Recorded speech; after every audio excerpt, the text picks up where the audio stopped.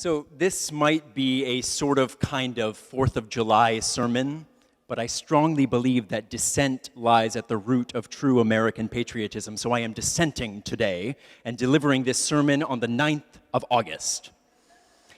The Holy Spirit works in mysterious ways, and I am doing my best to listen and to stay aware. I'm not very good at doing either, but I'm practicing. Please practice with me. Today is the 1-year anniversary of the shooting death of Michael Brown in Ferguson, Missouri.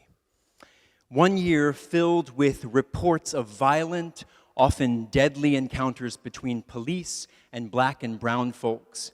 1 year filled with back and forth between those who insist on naming the fact that Black lives matter and those who fire back reminders that all lives matter, as if white people have ever wondered about their own. As reports of incidents between police and black and brown folks roll in, one fact is certain.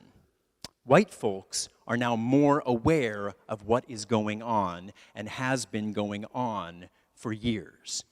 We can choose not to listen, but thanks to the Black Lives Matter movement and its offshoots, we are made aware of more and more incidents and tragedies every day.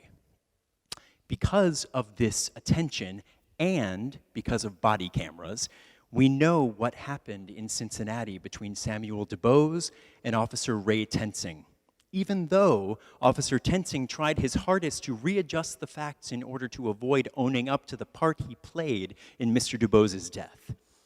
Because of this attention and because of body cameras, Officer Tensing was indicted on a murder charge for what prosecutor Joe Dieters called the most asinine act by a police officer he had seen in 30 years. Mr. Dieters was also quoted as saying, "This doesn't happen in the United States." But thanks to the awareness that has filled this past year, many more of us know that this does happen and has been happening in the United States.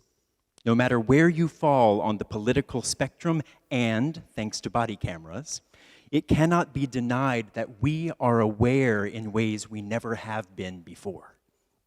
Now, in the midst of this awareness, the horrific domestic terrorist attack at Mother Emanuel AME Church stands as the bloodiest stain among so many stains. And in the midst of that tragedy, a prophetic voice among many, Ms. Bree Newsom, emerged to literally scale the flagpole on the front lawn of the South Carolina State House and take down the Confederate flag, proclaiming, "You come against me with hatred and oppression and violence. I come against you in the name of God. This flag comes down today. I come against you in the name of God." A very strong claim. Now, there is footage of Ms. Newsom as she's taken away from the scene in which a reporter asks why she couldn't just wait until the residents of South Carolina could vote on the flag's removal. And she answers, "What is there to vote on? There's doing the right thing, and there's doing the wrong thing. We have to step up and love in non-violence."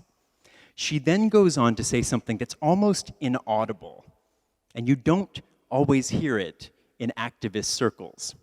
She says, "I've prayed on it, and I was very courageous, and I wasn't afraid anymore." She prayed on it, and she wasn't afraid anymore. Claiming the name of God in human actions is tricky business. And our sturdiest examples of it come from our Old Testament prophets, those judgment-spewing visionaries who we sometimes keep tucked away as we go for the more love and hope-filled passages of the New Testament.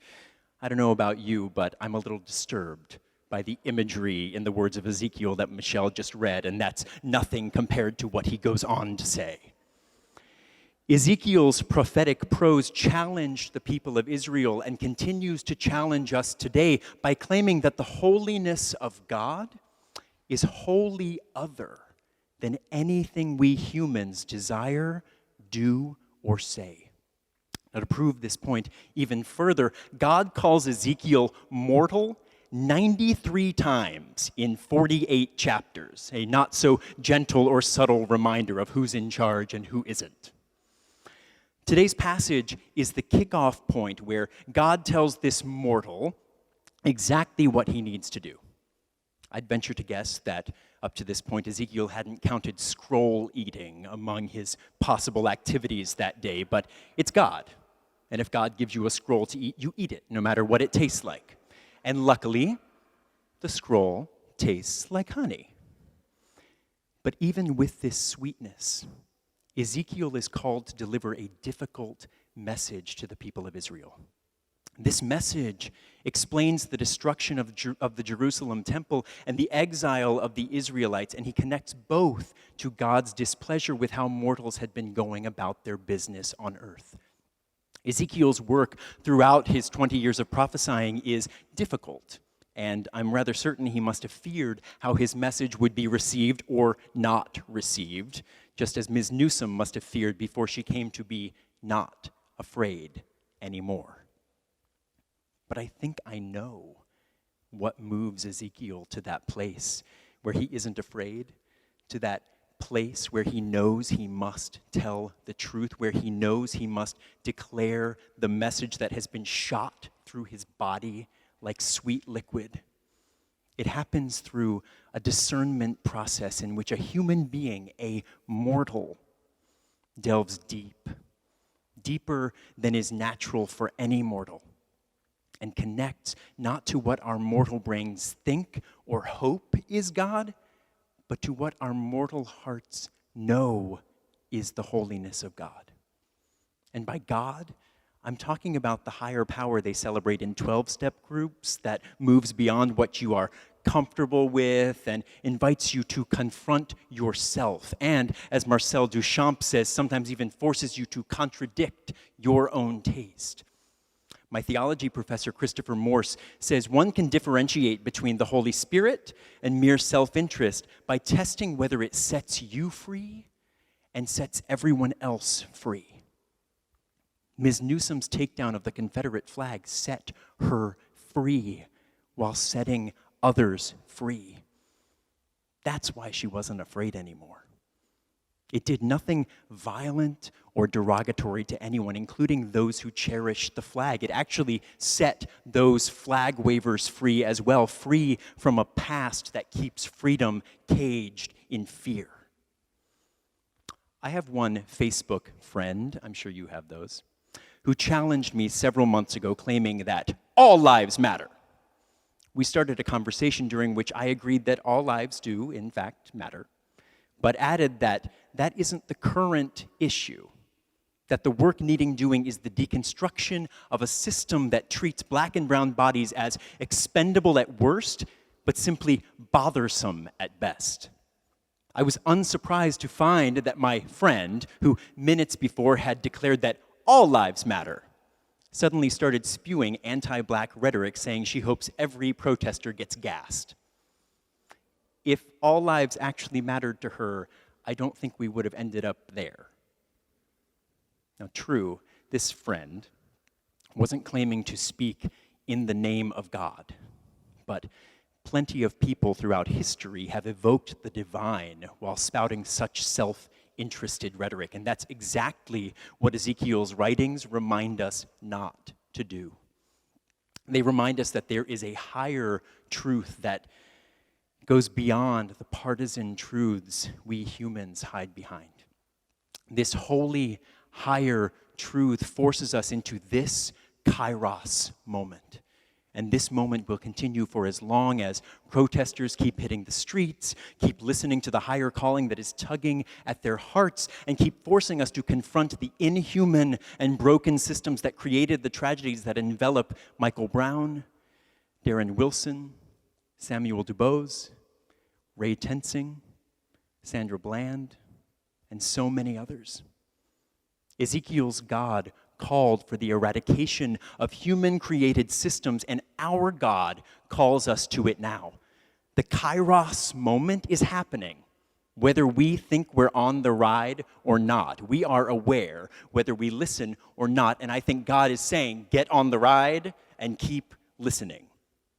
A kairos moment is a decisive moment in history that has potentially far-reaching impact, especially if those who could easily ignore it choose to embrace it.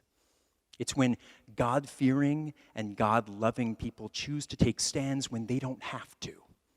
On the street, in the grocery store, from the pulpit, on an airplane. Matt and I were on US Air Flight 23399. Feel free to write that down, 23399. We were on that flight this past March and watched a white flight attendant escalate a silly interaction with two black passengers until she, the one who had every single bit of the power, called in a U.S. Marshal who looked like something out of Central Casting, complete with broad-brimmed hat and a gun on his hip. I protested, but the Marshal warned me to stay out of it. And as those two men were dragged off, one of them looked me in the eye and he said, "Tell them what happened here. Tell everyone what happened here." Now, I'm postmodern enough to get embarrassed claiming an encounter with the Holy Spirit. But at that moment, I felt what I can only describe as the honey word, something way outside my comfort zone, sweeter than anything I'd ever realized and higher than my lowly self, well up inside me. And minutes later, when that white flight attendant began to calmly take drink orders, I laid her flat. Now, I am a nice person, but I was not nice. Kairos moments do not call for nice. Something had happened there. And as several white passengers who had seen the exact same thing that I had seen looked at me and said, "What happened?" Something else happened. Something called me to break away and break down my walls of comfort, to contradict my own taste for calm, bland niceness, to embarrass myself in front of a quiet crowd of strangers, and yes, even to claim the name of God. I wasn't afraid anymore. So when I heard Bree Newsom say that she wasn't afraid anymore, I was reminded of that taste on that airplane. My tiny act doesn't compare to her dangerous climb up that flagpole, but they are differently sized dips from the same well. The difference is that Ms. Newsom's skin color gives her no choice but to dip into that well. I've got the choice, and I can very easily choose to look away. My acceptance of the honey word, my acceptance of a higher calling to actively pray until I can claim the name of God is different from Ms. Newsom's acceptance of her calling, but both are necessary in a kairos moment, whether the nice people want to vote on things or not. Ezekiel's most famous vision offers tentative hope, but not without struggle. God shows Ezekiel a wasteland of unmoving bones, deconstructed people of Israel who need his bravely spoken words in order to be resurrected. They will then be covered in flesh, but will be mere walking zombies until the breath of God, the Holy Spirit, gets shot back into them. In this current moment, in this scary moment, and on this anniversary day, we might feel like barely risen zombies. I know I do. We might feel like we can't take one more headline declaring deadly encounters.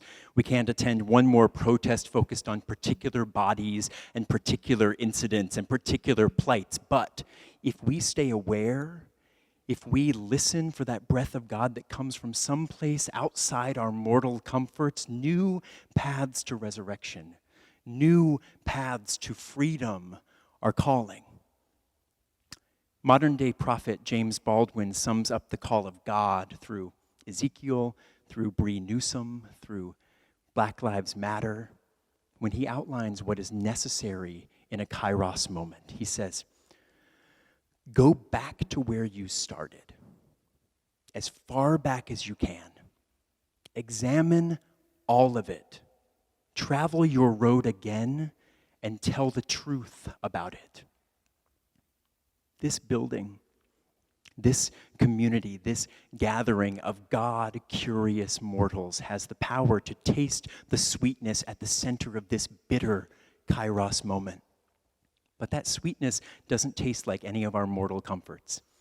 It tastes like the dust stirred up by the dismantling of our old systems. It tastes like the tears drawn out by the demolishing of our old methods. And it tastes like the sweat poured out for a higher calling to go back, stay aware, keep listening until the dust and the tears and the sweat turn to truth-filled honey.